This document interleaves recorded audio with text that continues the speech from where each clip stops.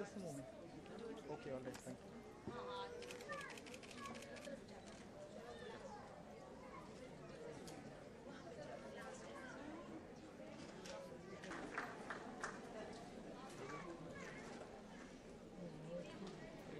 Thank you, Ram, for a wonderful introduction. I don't think I could have pulled this hospital off without this amazing team that works with us. So I must thank all my doctors. They are the backbone of this institution. Thank you. Good evening. Dearest Dr. Sonawala, Dr. Prem Seth, ladies and gentlemen, friends, colleagues, and all the little babies who I'm amazed to see this evening. A very, very warm welcome to all of you. It is said that a child gives birth to a mother. Motherhood is a journey that every woman longs to set out on and strongly recommends to another. Some of our most treasured and cherished memories are of the first sight and gurgle of our own baby. It is a great pleasure and honor for me to share the dais and the podium with Dr. Sonawala, to have Dr. Prem Seth, who's been my pediatrician, and of course again Dr. Sonawala, who delivered my first son Anmol. Under his expert guidance, I had a magical pregnancy. And this journey today celebrates 23 years. Coincidentally, it happens to be Anmol's birthday today, doctor. And pregnancies are increasingly being put on hold. Career concerns apart, modern lifestyle brings with it a range of issues like stress, pollution, obesity, and most important, diabetes and hypertension. All of which spiral down to late pregnancies and very often preterm premature babies. I'm enjoying this chaotic calmness with the babies around. Recognizing the severe... What do I say about someone like this? And I could think of only one single sentence. I think I go back to Isaac Newton, who said, "If I have seen further than others, it is by standing upon the shoulders of giants." I don't think there is a single obstetrician in this country who has not stood on his shoulders and seen far ahead. And I think that sums it all up, sir. We would request you to kindly say a few words. I must say that just a few weeks ago, Dr. Sonawala received the Dhanvantari Award. He is also a recipient of the Padma Shri and many, many awards. Please, sir.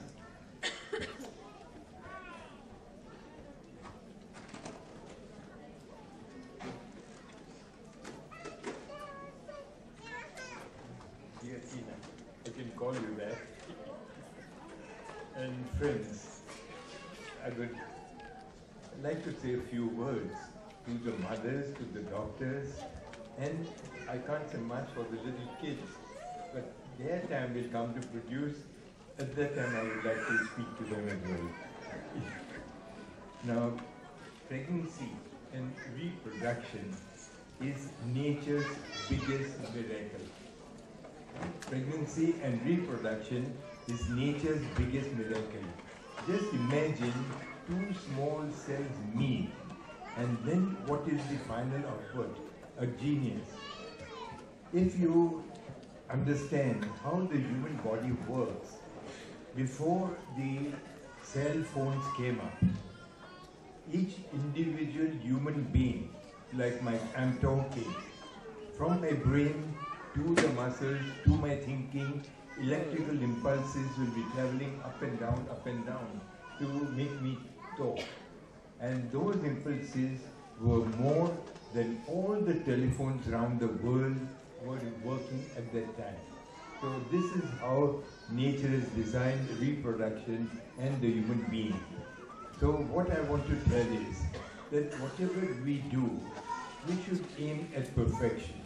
And we as obstetricians and pediatricians have a certain responsibility to achieve that.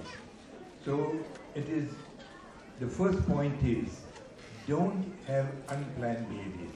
Your babies must be planned.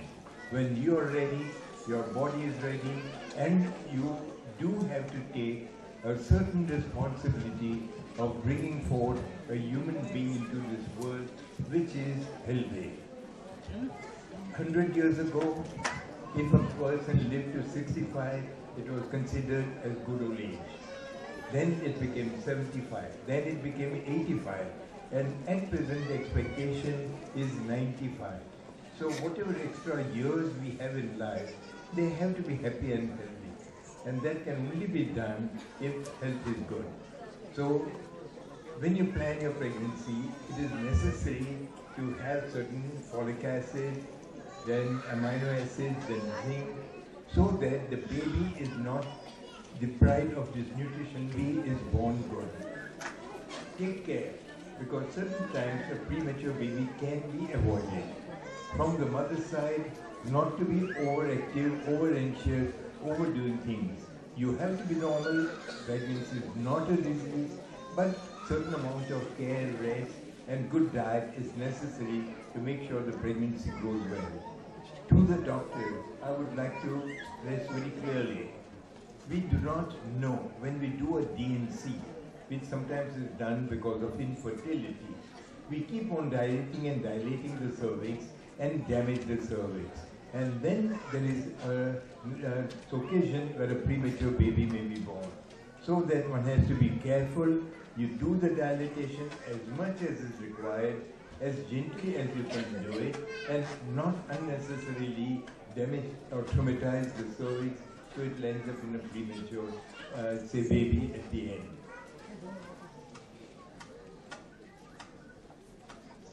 In the corporate world and the say, medical world. The last thing which I would like to mention are the haves and have-nots. In our country, it is the maximum. There are people who have all the facilities.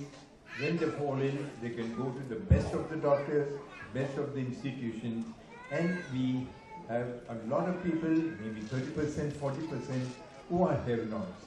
And we should have, which I am sure it is being done over here and must continue to be done, to look after those who are not able to be able to spend those big amounts which come to amounting to the drugs and all, and the pharma companies to bring the price down.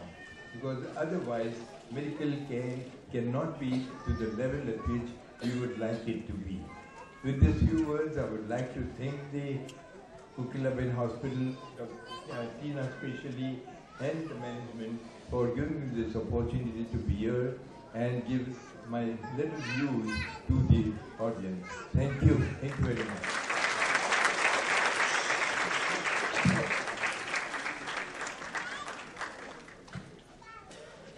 Thank you very much, Dr. Sonawala. Very inspiring words, thought-provoking words. We, being part of a corporate organization, I can assure you that we are doing our bit in terms of corporate social responsibility. We believe in creating awareness. In fact, this program is all about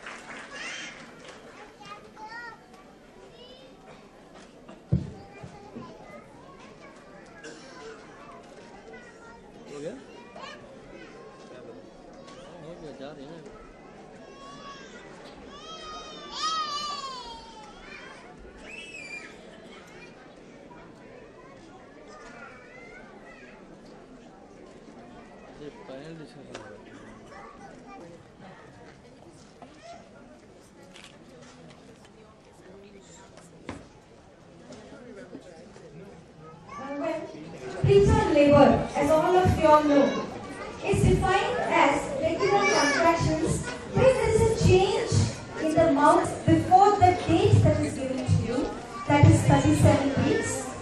And we all know what the preterm labor pains are, because I'd like to ask Dr. Preterm, what is the incidence of preterm? They go on to have problems such as preeclampsia or gestational diabetes. So all these things are on the rise. And previously, we would almost write these babies off. We would never even think of delivering at 26 weeks or 27 weeks. But now we can say